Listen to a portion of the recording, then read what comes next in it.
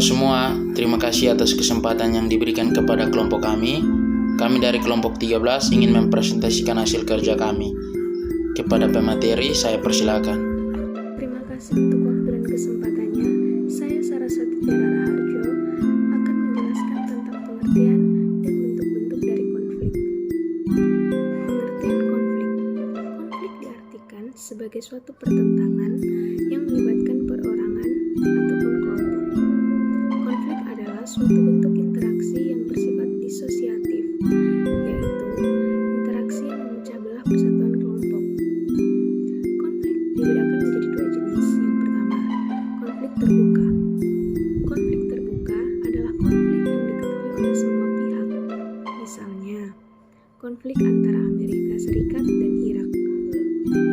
Yang kedua adalah konflik tertutup. Konflik tertutup adalah konflik yang hanya diketahui oleh orang-orang atau kelompok yang terlibat dalam konflik tersebut. Selanjutnya akan dijelaskan oleh teman saya. Yang berikut saya akan menjelaskan tentang posisi perilaku yang berkonflik. Konflik dibedakan menjadi tiga jenis, yaitu yang pertama konflik vertikal, merupakan konflik yang terjadi antara komponen masyarakat di dalam suatu struktur yang mempunyai tingkah dan hierarki. Misalnya konflik antara buruh dengan atasan. Yang kedua yaitu konflik horizontal, merupakan konflik yang terjadi antara individu atau kelompok yang mempunyai kedudukan yang sama. Contoh konflik horizontal adalah konflik antara ras, etnis, maupun agama. Yang ketiga adalah konflik diagonal. Konflik diagonal ini merupakan konflik yang terjadi akibat adanya ketidakadilan alokasi sumber daya ke seluruh organisasi sehingga menimbulkan pertentangan yang ekstrim. Contohnya yaitu konflik diagonal adalah konflik Aceh. Yang berikut menurut cara pengelolaannya. Konflik dibedakan menjadi tiga jenis, yaitu yang pertama konflik interindividu. Konflik yang terjadi dalam diri individu karena adanya hubungan erat dengan emosi individu sehingga tingkat keresahan yang paling tinggi. Yang kedua yaitu konflik antar individu. Konflik yang terjadi antara individu dengan individu yang lain. Konflik ini sifatnya substansif. Selain itu, konflik ini juga erat kaitannya dengan perbedaan pendapat, ide, gagasan, dan kepentingan. Yang ketiga yaitu konflik antar kelompok. Konflik yang terjadi antara kelompok satu dengan kelompok yang lain. Strategi menghadapi konflik. Yang pertama, menarik diri untuk menghindari suatu konflik, menghindari masalah-masalah yang sedang dalam konflik, dan menghindari orang yang sedang konflik dengannya.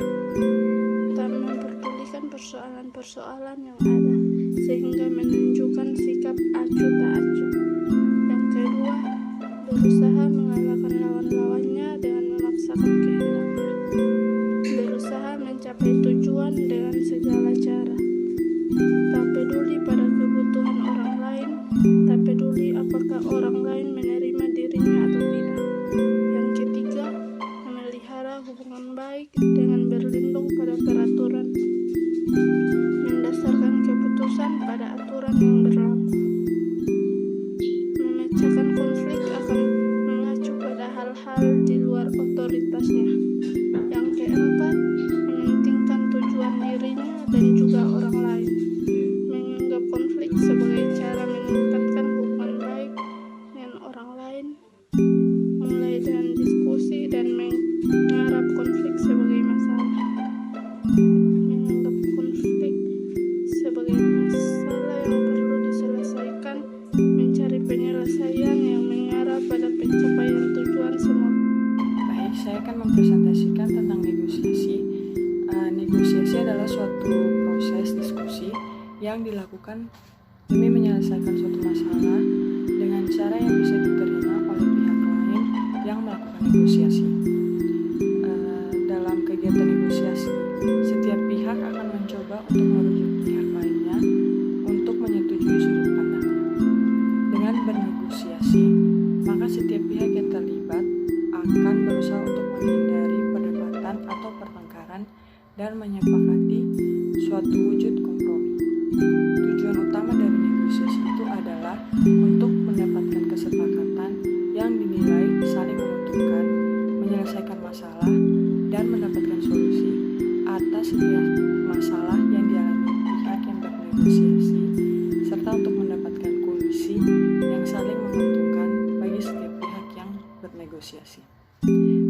dari negosiasi ini adalah demi terciptanya jalinan kerjasama antar suatu pihak dengan pihak yang lain untuk memperoleh tujuannya masing-masing, terjadinya rasa saling pengertian pada setiap pihak yang bernegosiasi terkait kesepakatan yang akan ditempuh dan efeknya untuk pihak-pihak tersebut, terjalinnya kesepakatan bersama yang saling menguntungkan, dan terciptanya interaksi yang positif antar pada setiap pihak yang bernegosiasi. Yang berikut jenis-jenis negosiasi. Berdasarkan situasi dibagi menjadi dua, yaitu yang pertama, negosiasi formal adalah kegiatan negosiasi yang dilakukan untuk mendapatkan kesepakatan dengan menempuh jalur hukum. Yang kedua, negosiasi informal adalah jenis negosiasi yang bisa dilakukan di mana saja tanpa memerlukan jalur hukum. Yang berikut, jenis berdasarkan jumlah negosiator. Dibagi menjadi dua. Yang pertama, negosiasi yang dilakukan dengan pihak penengah biasanya dilakukan oleh dua atau lebih pihak negosiator, sehingga setiap keputusan dan proses negosiasi akan memerlukan pihak penengah yang sifatnya netral. Kedua, negosiasi tanpa pihak pengenah adalah kegiatan negosiasi yang dilakukan tanpa membutuhkan bantuan pihak penengah dan umumnya hanya berjalin antar dua pihak saja. Jenis yang berikut berdasarkan keuntungan dan kerugian dibagi menjadi tiga, yaitu negosiasi kolaborasi adalah jenis yang melibatkan seluruh pihak untuk menyuarakan pendapat dan keinginannya sehingga akan terjalin kolaborasi kepentingan dan keinginan untuk bisa mendapatkan solusi terbaik. Yang kedua, negosiasi dominasi. Sesuai namanya, jenis negosiasi ini akan menguntungkan salah satu pihak saja dan pihak lainnya tidak banyak mendapatkan keuntungan. Yang ketiga, negosiasi akomodasi. Setiap pihak yang melakukan negosiasi ini hanya akan mendapatkan keuntungan yang sedikit, bahkan bisa saja pihak lawan mendapatkan keuntungan yang banyak. Sekian. Faktor utama dalam negosiasi. Yang pertama, para pihak yang terlibat, Anda harus mengenal siapa saja yang berpartisipasi dalam kegiatan negosiasi tersebut, serta tujuannya. Anda juga harus mengenal latar belakang mereka dan bagaimana hal-hal tersebut dalam mengaruhi peran mereka dalam melakukan negosiasi. Yang kedua, hubungan. Selain itu, Anda juga harus mengenal hubungan pihak negosiator tersebut dengan perantara dalam melakukan negosiasi.